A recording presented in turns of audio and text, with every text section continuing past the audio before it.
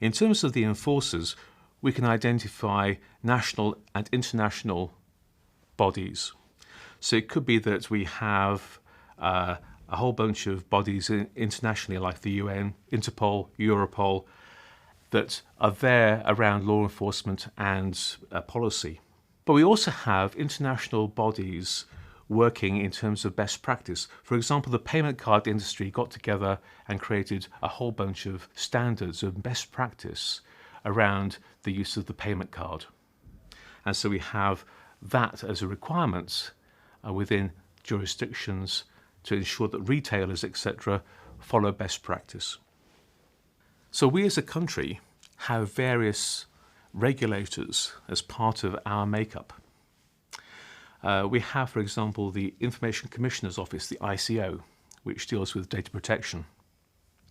We have a number of other aspects around finance. We have the Financial Conduct Authority and the PRA from the Bank of England, which is the Prudential Regulation Authority.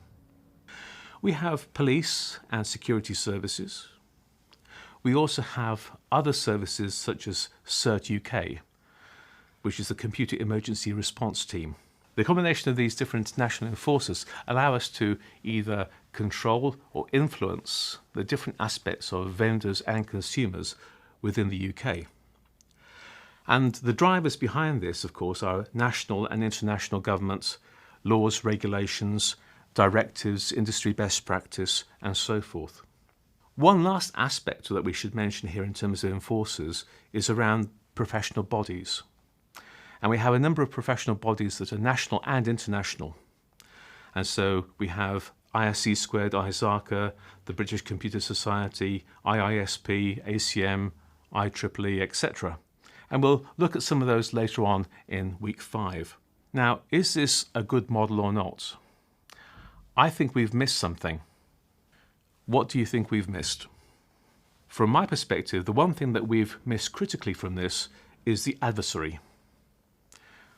We need adversaries in this model because a lot of what we do is actually driven by adversaries. And these adversaries can be individuals, gangs, businesses. They can be national and international. They can even be nation state, as we've seen from some news reports. And the drivers for adversaries are much the same as they are for any business.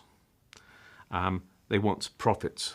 They want to have leverage. They want to have advantage. So we need to put there a component around adversaries.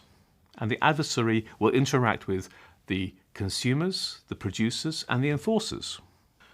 Adversaries will also use their own services. They have within the adversary bubble or components, producers, consumers, and enforcers.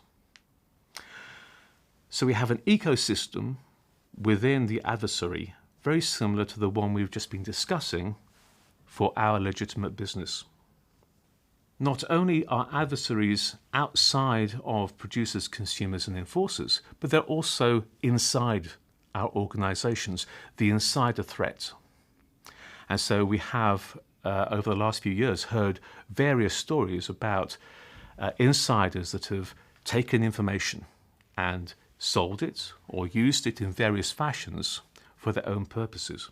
So we've created a model which includes the producers, consumers, enforcers, and adversaries. And we've talked about it mostly from the perspective of the UK. But you can apply this to any jurisdiction, your country. And every country will have a different mix of producers, consumers, enforcers, and adversaries. From a careers perspective, you need to understand the employability market within your country. You need to determine the set of roles required and the career opportunities based upon these different components of the model. So I encourage you to actually look out there and find that information and create your model. Of course, vendors tend to be in larger, well-developed countries, and they expand into other countries through distributors, value-added resellers, and system integration partners. So look out for those if you're not in a well-developed country. Consumer verticals are pretty much the same across much of the world. There are alternative definitions which can be found. For example, if you look at critical national infrastructure, the definitions in different countries will be slightly different because some of the aspects in the UK won't apply in all other jurisdictions. The enforcer category will also be different. You'll have different laws and regulations, you'll have different approaches, different government structures, different policies, etc. And these will affect the local market in terms of the enforcer career opportunities. So in conclusion, we've created a model of producers, consumers, enforcers and adversaries. We've identified some of the interactions, we've identified some of the verticals, and we've talked about how those verticals may differ in different jurisdictions. So this is a key aspect when you think about your career, the roles that you may have in the future. The next two videos will cover a number of different aspects around careers in the industry and also professionalization of the industry, with various professional bodies being created worldwide over the last couple of decades.